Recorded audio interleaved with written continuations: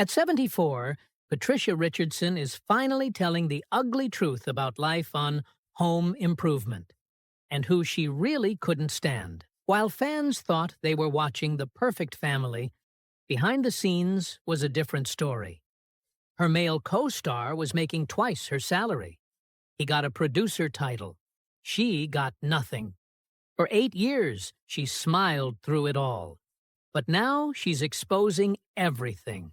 The money fights, the shocking behavior on set, and the real reason she walked away from fame.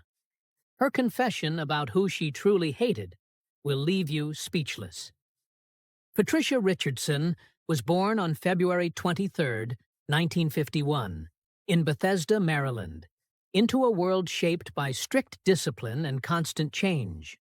Her father, Lawrence Baxter Richardson, was no ordinary military man. He had served as sub-commander at the Naval Academy, became a fighter pilot after World War II, and even worked as a test pilot. His life was all about precision and courage, and that meant Patricia's life was all about moving, again and again. By the time she finished school, Patricia had packed and unpacked more times than most kids ever would. Every 2 years, a new neighborhood, a new school, and new friends. That's what life was like for a Navy child. But instead of breaking her, it shaped her. It made her adaptable, sharp, and able to adjust fast, skills that later helped her on stage and screen. Her education was just as scattered. She bounced between some of the toughest private schools in Maryland and Texas. But things began to settle when she landed at Southern Methodist University in Dallas. There, she finally found her rhythm. She studied acting, graduated in 1972, and met people who would shape her future, like Beth Henley, who later won a Pulitzer Prize, and Stephen Tobolowsky, who'd unexpectedly help her career years later. At SMU, Patricia dove headfirst into acting. She took on heavy roles in intense plays, pushing herself to grow. The theater program encouraged boldness and originality, and Patricia soaked it all in. It wasn't just about performing. It was about experimenting, exploring, and preparing for something bigger. When she graduated, she didn't rush to New York or Los Angeles. Instead, she stayed in Dallas and worked in dinner theater. It wasn't glamorous, but it paid the bills. More importantly, it gave her hundreds of chances to refine her craft. She acted in around 200 shows, saving money bit by bit, until she finally made the leap to New York in 1974. When Richardson walked into that New York City audition on September 15, 1974, she had no idea her life was about to change forever. At just 23, with nerves rattling and hope in her heart, she stepped in front of Arthur Lawrence, the legendary director. What happened next was almost unheard of. He didn't just cast her, he handed her an equity card right there. For most actors, getting that card takes years. For Richardson, it happened on day one. That one moment told her she belonged. It told the theater world to pay attention. But what came next wasn't fame or applause. For a full year, she was the understudy for Gypsy.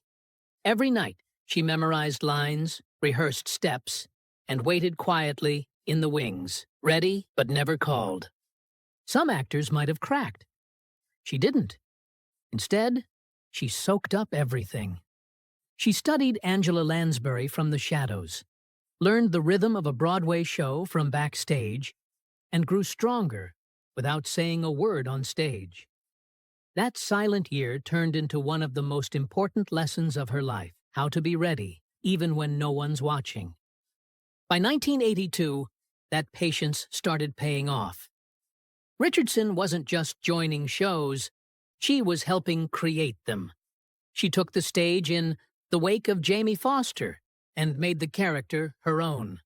Audiences noticed, critics did too, and when she stepped into the Miss Firecracker contest, she didn't just perform, she lit up the room. These weren't recycled roles. These were fresh, original characters, and Richardson had the rare gift of bringing them to life in ways no one else could. Even off-Broadway, she kept proving herself. In 1979, Loose Ends gave her a chance to show just how deep her performances could go. Reviewers couldn't ignore her. Then, in 1985, with Cruise Control, she caught the eye of one of the toughest critics in the business, John Simon. He didn't just praise her, he called her one of the best performers in New York that year. That kind of recognition wasn't handed out lightly. It meant she had arrived. Then came the surprise twist in her story, commercials. After a lively performance in Gypsy, someone in the audience saw something different. Not just a stage actress, but someone who could sell a story in 30 seconds. Soon, she was landing national ads, fabric softeners, baby products, household names. One shoot could earn her more than a month's stage work, but for Richardson, it wasn't selling out. It was smart. Those paychecks kept her in theater. She often laughed about it, saying she was funding her stage dreams with laundry soap. But there was truth in the joke. Patricia Richardson never planned to be a Hollywood actress. For 13 years, she was fully dedicated to the New York theater scene. That was her world. She didn't dream about movies or sitcoms. Acting on stage gave her a sense of purpose, even though it barely paid the bills. She did commercials on the side just to survive, once saying, "Commercials paid for the theater habit," which didn't pay at all. But in 1984, everything changed. She got an offer to be on a new sitcom called Double Trouble. It meant moving to Los Angeles, a move she didn't want to make. Still, she went. The show starred twin sisters connected to Norman Lear, one of the biggest names in television. That connection gave Patricia a surprise entry into Hollywood's inner circle. She played Beth McConnell, a smart and caring woman who worked closely with a man played by Donnelly Rhodes. Their on-screen chemistry was strong, and the storyline hinted at romance. Nobody knew it then, but this setup would echo her most famous role years later. At first, Patricia thought her move to Los Angeles was temporary, but as more TV roles started to come her way, her mindset shifted. She and her husband, actor Ray Baker, made a big decision. They left New York behind for good. By the late 1980s, Los Angeles wasn't just a work trip anymore. It became home. This wasn't an easy choice. Leaving theater, which had so much artistic value, for television, which was seen as more commercial, felt like a gamble. But the timing worked in their favor. The late 80s were a boom time for sitcoms. Shows like Cheers, Golden Girls, and The Cosby Show were dominating. Patricia found herself right in the middle of that world. Later, she would say she had gone from 13 years of doing New York theater to 13 years of doing sitcoms. It was a clean break, a full reinvention of her career. During this time, Patricia and Ray were also building a family. By 1991, they had 3 kids, a son named Henry, and twins, Roxanne and Joseph. Her personal and professional lives were now deeply rooted in California. Before she became a household name, Patricia took on 2 sitcoms that didn't last long, but were key to her journey. In 1988, she starred in Eisenhower and Lutz, alongside Scott Bakula. The show only ran for 13 episodes, but it gave her valuable screen time. Then came FM, where she played a political commentator and ex-wife working at a public radio station. It aired from 1989 to 1990. Both shows were made by MTM Enterprises, a company with a strong track record, and this helped get her noticed by insiders. While neither show was a hit, they gave Patricia the space to grow.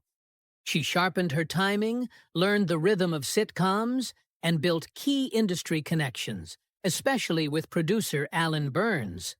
By the end of FM, she had quietly built a solid resume and proven she could handle leading roles on TV. Then came Home Improvement. But it almost didn't happen.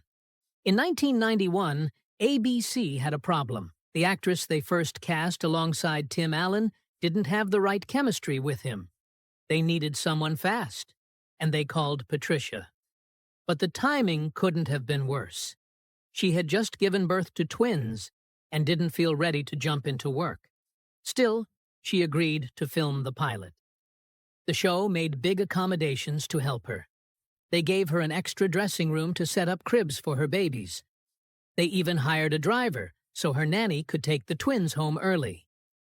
During the 5 days of shooting, Patricia brought her breast pump to set and used it between scenes. It was tough, but she pulled it off. That juggling act, career on one side, motherhood on the other, became a constant theme in her life. When Patricia Richardson first met Tim Allen, no one expected sparks to fly, especially since Allen had never acted before. He was a stand-up comic stepping into a sitcom. But the moment they read lines together, something clicked. Patricia found him hilarious, and Tim fed off her energy. It felt natural, fast, and fun. Within days of working on the pilot, they were already finishing each other's jokes. Their connection wasn't forced. It was real. So real, in fact, that in one emotional scene, Tim started tearing up. He didn't even understand why, until the director explained that Patricia was just acting.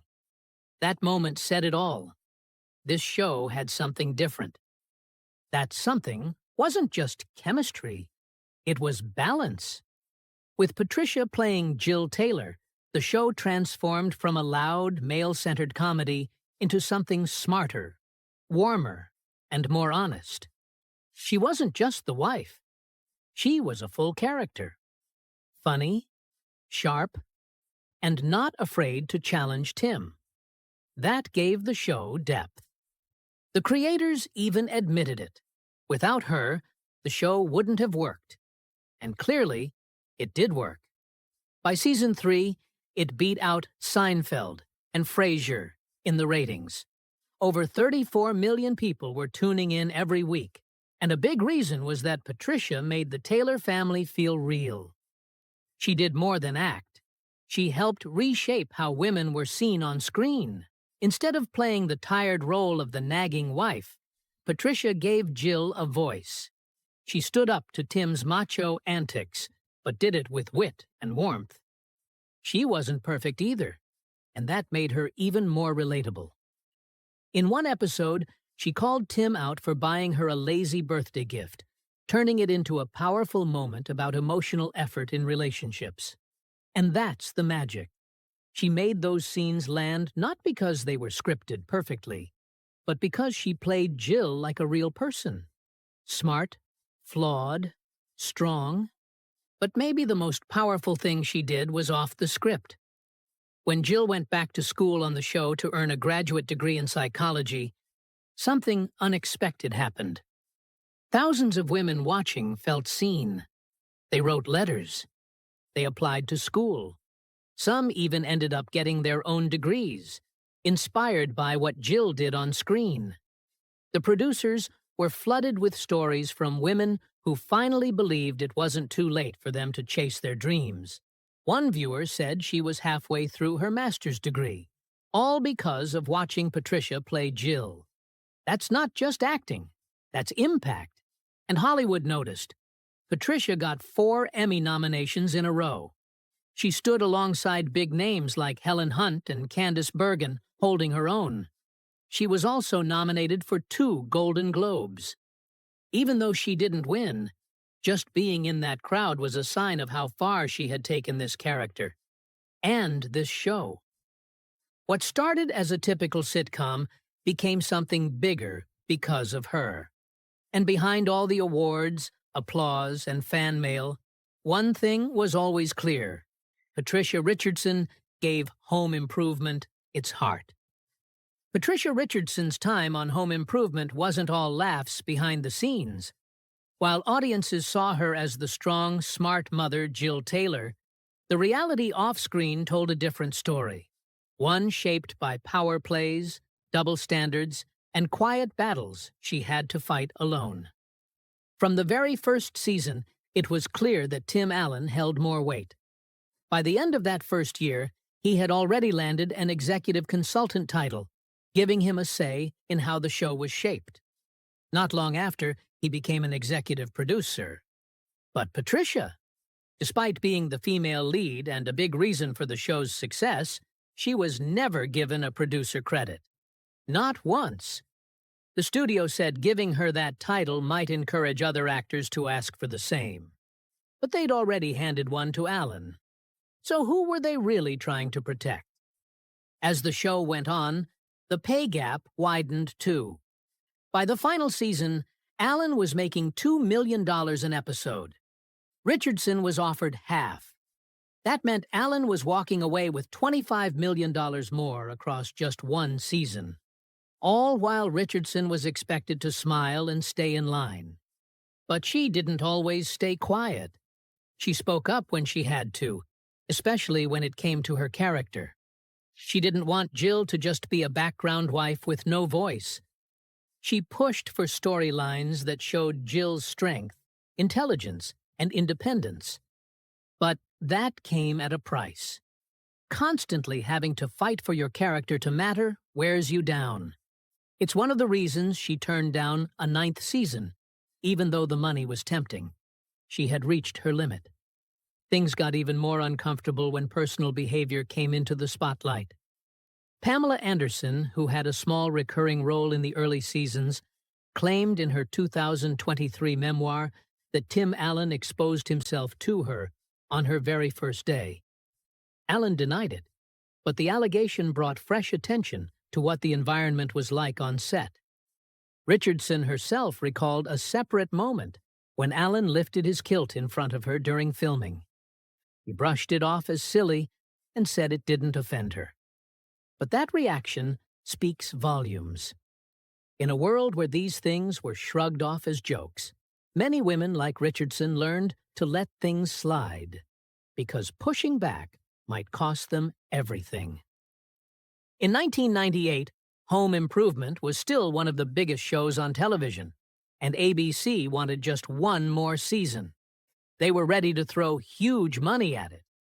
Tim Allen was offered $2 million per episode. Patricia Richardson? Just half. That's $1 million per episode, despite her carrying just as much weight on the show. She had worked just as hard, appeared in every episode, and helped make the show a hit with both men and women. But she had never even earned a third of what Allen was making, despite Emmy and Golden Globe nominations. Richardson wasn't just going to take the money and stay quiet. She had already told people she didn't want to do a 9th season, no matter the paycheck. So when Allen agreed to the offer, she made one of her own, but not because she expected it to go through.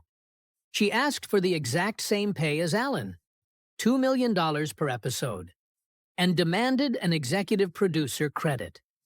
She knew Disney wouldn't go for it. That was the point. It was her way of saying no without actually saying it. It was bold, it was sharp, and it made a statement that couldn't be ignored. ABC suddenly had a real problem. They wanted to keep the show going, but without Richardson, there was no Home Improvement. The producers didn't even entertain the idea of replacing her or writing her out.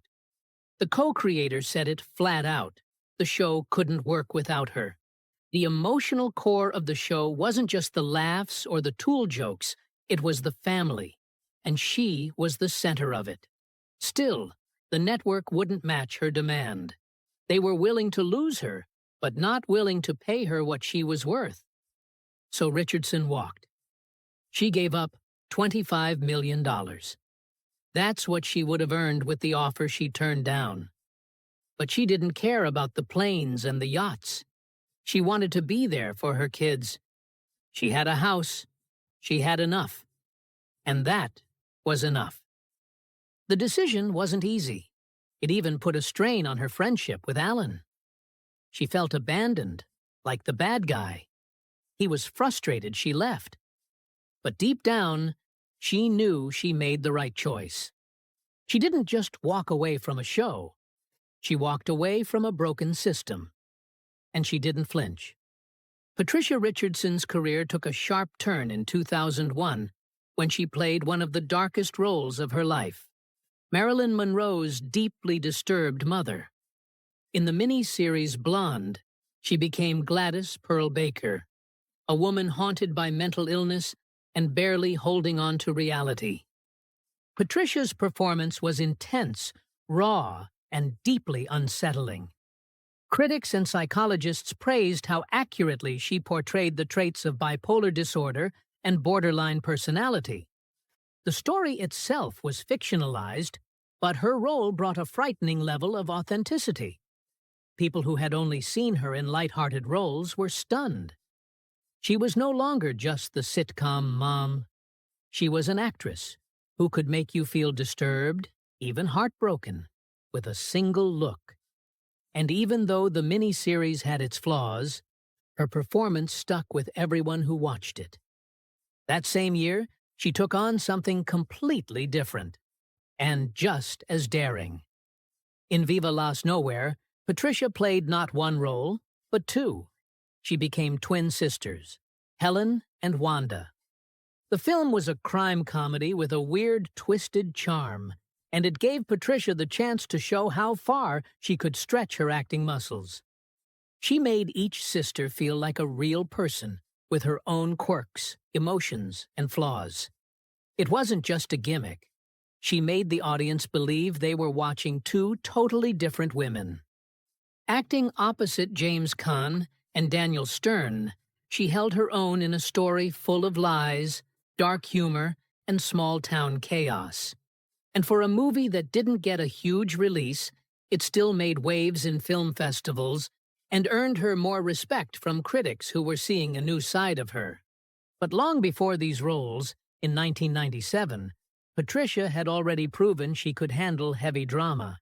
In Uli's Gold, she played a nurse named Connie, who slowly builds a fragile bond with a grieving, reclusive beekeeper played by Peter Fonda.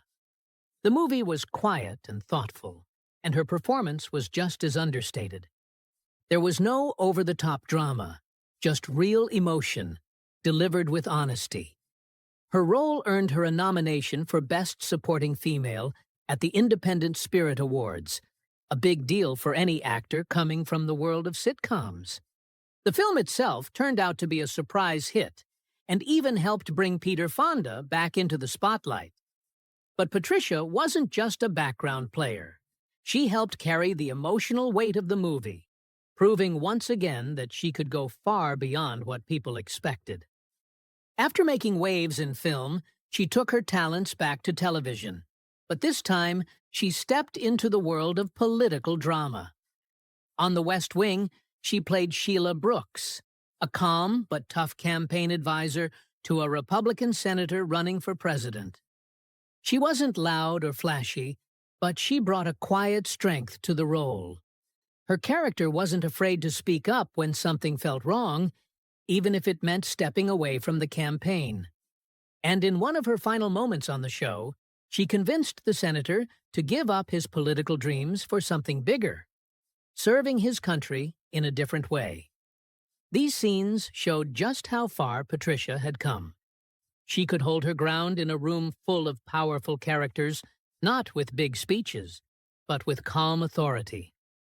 Patricia Richardson seemed to have it all during the height of her fame. Millions watched her as the perfect TV mom on Home Improvement. But behind the scenes, her real family was falling apart. Her 13-year marriage to actor Ray Baker was crumbling. It wasn't sudden. They had spent over half their marriage in therapy, trying to make it work. But in June 1994, they quietly separated. 2 months later, she filed for divorce. The timing couldn't have been worse. Her career was booming, but her personal life was breaking. What made it even harder was how maturely they handled it. For the kids, they consulted a therapist who specialized in helping children through divorce. Their three children, Henry, Roxanne, and Joseph, were just 11 and 5 at the time. Patricia and Ray didn't want their split to turn ugly. Still, it hurt. Ray later admitted how hard it was to watch his wife's fame skyrocket. "She's way beyond me, and it is hard." As Patricia's fame grew, so did her inner conflict. In 1999, she walked away from a $1 million per episode offer to return for a 9th season of Home Improvement. She shocked everyone. But to her, it was simple. She was a single mother and couldn't stand being away from her kids anymore. The show's long hours, plus her role in writing, left her drained. She chose her children over the spotlight. That wasn't the only role she turned down. Another offer came for a show that would go on to win 30 Emmys, but she passed. After finishing Strong Medicine and The West Wing, she took a full 4-year break from acting. By then, she was dealing with 3 teenagers, menopause, and the crushing grief of losing both her parents. She later said, "I essentially killed my career," but never once said she regretted it. The loss of her father in 2005 hit her harder than anything else. Lawrence Richardson was more than a dad. He was a decorated veteran, a sharp businessman, and a skilled musician. Then came a slow, cruel disease, progressive supranuclear palsy.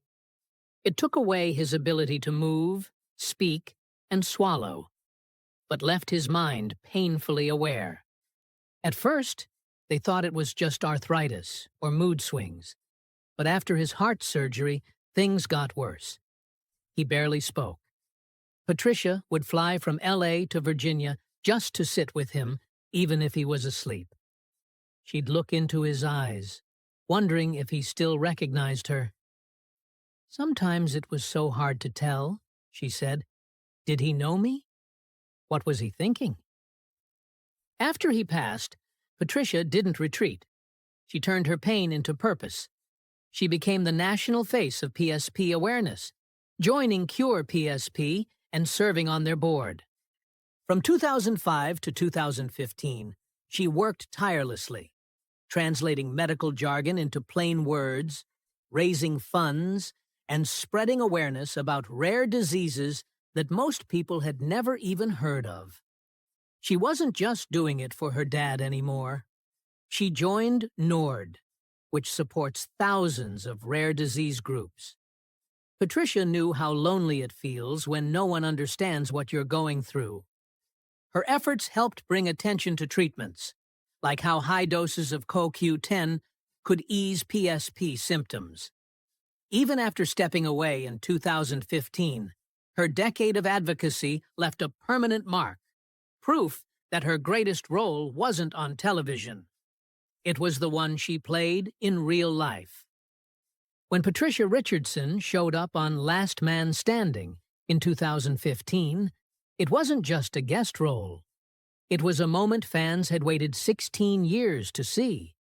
Tim Allen and Patricia sharing the screen again. But behind that cheerful reunion was a complicated history. Richardson hadn't acted in a sitcom since Home Improvement ended in 1999. And this return wasn't random. Allen waited until the writers came up with a character that would fit her perfectly. Someone tool-obsessed and loud, just like the old days. Richardson later admitted she and Allen weren't close anymore, but during filming, she felt right at home. Many of the same crew members were there. The director, John Paskin, was also the same. Allen looked happy, and even though the old friendship wasn't fully rekindled, there was a quiet respect between them. But any idea of a full Home Improvement reboot? Richardson didn't hold back. In 2024, she shot it down hard. Her blunt reason? Zachary Ty Bryan, who played her oldest son Brad, had become a felon. Domestic violence, assault, robbery, she listed it all. And that wasn't the only obstacle. Taron Noah Smith had quit acting years ago. Jonathan Taylor Thomas had moved behind the camera and wasn't interested in coming back. Earl Hindman, who played Wilson, had died back in 2003. And on top of that, Richardson said Tim Allen had told the press everyone was on board without even talking to her or Thomas. She called Thomas herself to confirm it. That was the final straw. In her words, "We did it. We did it well. And it should just stay as it is." What bothered Richardson even more was how forgotten home improvement had become in pop culture.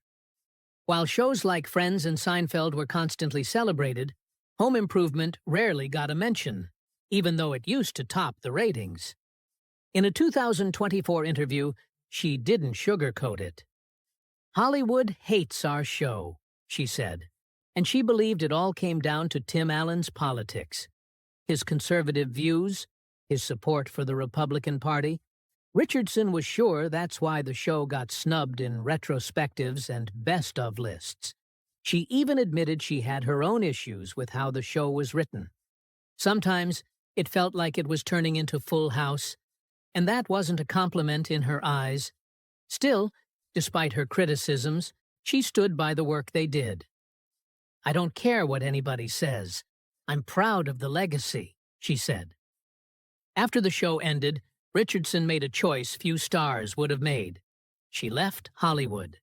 She wanted to raise her kids and step away from the spotlight, even though she was still in high demand.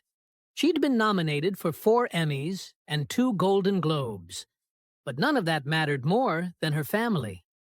Once her youngest went off to college, she returned, but not to sitcoms or flashy red carpets. She went back to the theater, where she first fell in love with acting. She moved back east and started performing live again. In 2013, she starred in an off-Broadway play called I Forgive You, Ronald Reagan, about the fallout of the air traffic controllers' strike from the Reagan era. It was a political drama, a far cry from sitcom life. But for Richardson, it felt like coming home. That same year, she reflected on how her career had started, auditioning for Gypsy in New York, getting her equity card thanks